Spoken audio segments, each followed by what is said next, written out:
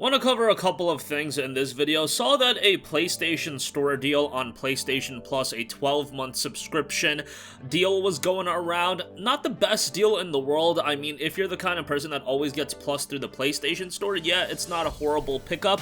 But I'll go over how you can get Plus even cheaper. I'm pretty sure most of you guys already know, but we'll talk about that.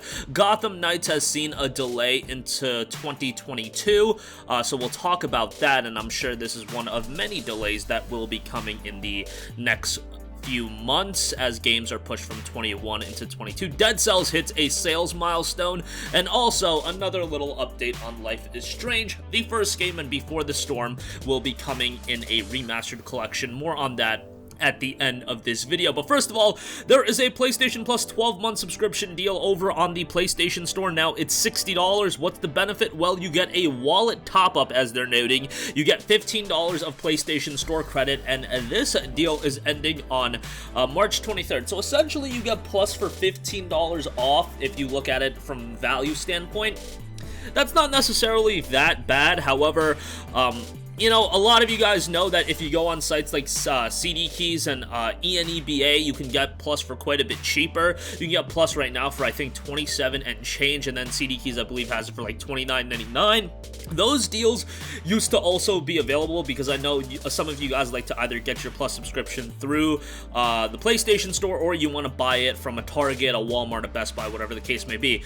Plus used to readily be available 12 months for $30 during, like, the early PS4 days, like 2013, 2014, 2015, you could regularly find a deal like that. Nowadays, it's a little bit more difficult. Even during a Black Friday, it'll be around like $40 to $45, so $45 isn't the worst thing in the world.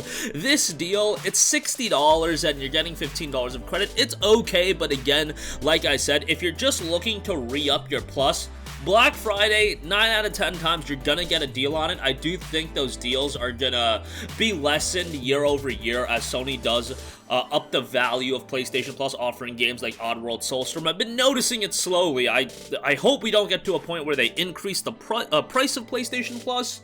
But with subscription services, I've talked about it before, I'm very pessimistic when anyone ever ups the value of a subscription service and keeps the price the same. I think that's a harbinger of things to come, and the price might go up. Right now, Plus getting games like Oddworld, Soulstorm, Final Fantasy VII Remake, value's looking pretty decent, even though I agree you shouldn't have to pay to play online.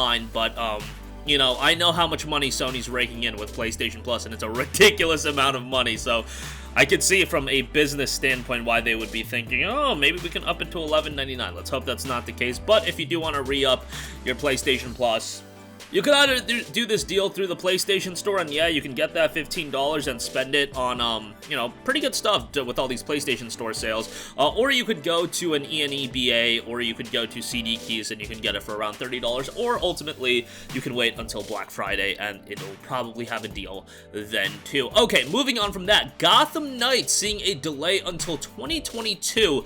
Official Twitter account notes, Gotham Knights will now launch worldwide in 2022. We are giving the game more time to deliver the best possible experience for players.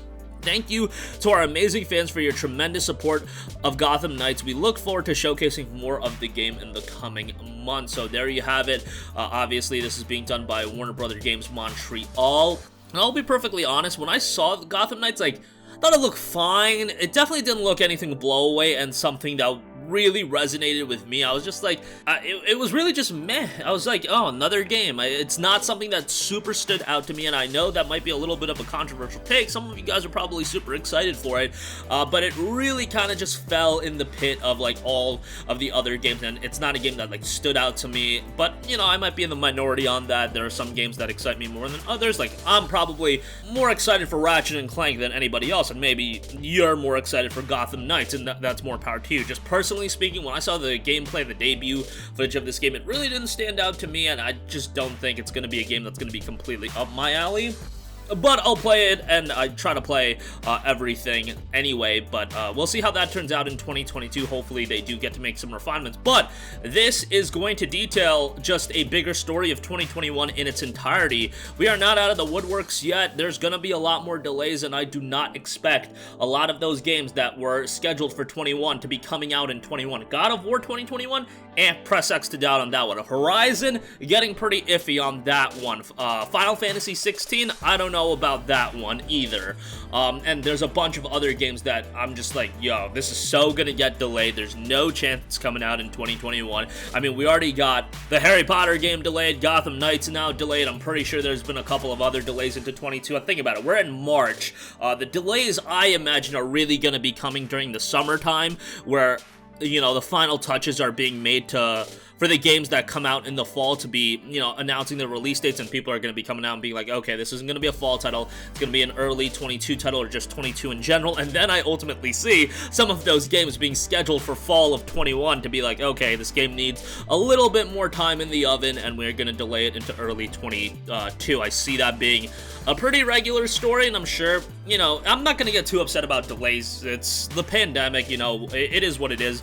There's a billion games to play, so it's not something that's as concerning to me. I just do know that none of these development studios want to get into a cyberpunk situation. I really think it would be in everyone's best interest to just keep the cards a little bit closer to your vest. Don't announce release windows, don't announce release dates unless you are very, very confident that you're gonna hit them, because you don't want to drum up hype like Cyberpunk and then just have a game that's not very good come out, or even, you know, I thought Cyberpunk was okay. I didn't hate on it as much as other people, but my expectations for that game completely collapsed after like the second or third delay, and I kind of had it in the back of my head, okay, this game is probably not going to be up to the standard that a lot of people are expecting, so I was kind of let off easy, but a lot of people got super upset about that. I just think best case interest for everyone involved, keep the cards a little bit close to your vest, announce things when you're pretty close and pretty comfortable with how the game is turning out, and who knows, maybe things like this, they were super confident with a 21 release window, but things are just happening, you know. Again,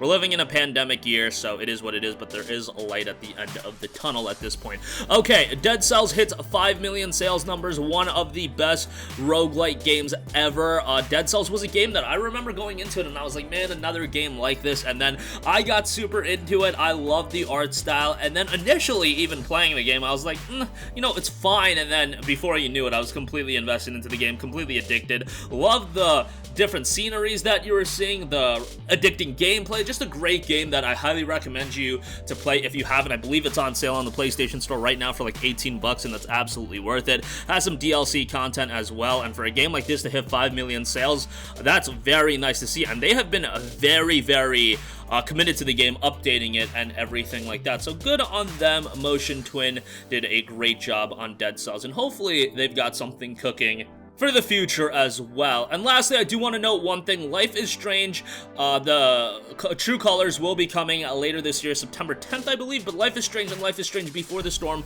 will return in an all-new remastered collection featuring enhanced visuals and animations. Now, this will be available standalone. Price hasn't been announced on that, or you can get it as a part of the Life is Strange True Colors Ultimate Edition.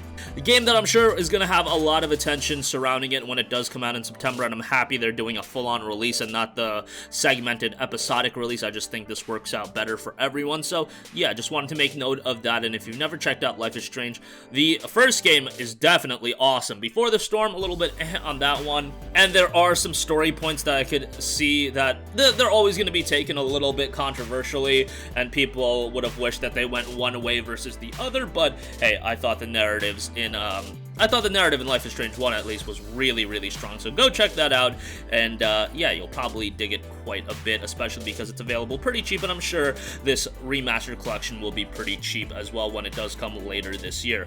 And that's gonna wrap up this one. Again, as far as that PlayStation Plus 12-month deal, it's okay on the PlayStation Store. Wanted to make mention of it, but just do know there's a lot of opportunities, and I'll leave them in the description box below where you can get Plus a little bit cheaper. Gotham Knights delayed until 2022, Dead Cells hitting 5 million in sales numbers, and Life is Strange and Life is Strange Before the Storm will return in a remastered collection. That's gonna wrap up this one. Sound off with all of your thoughts in the comment section down below. Thank you for watching, and goodbye.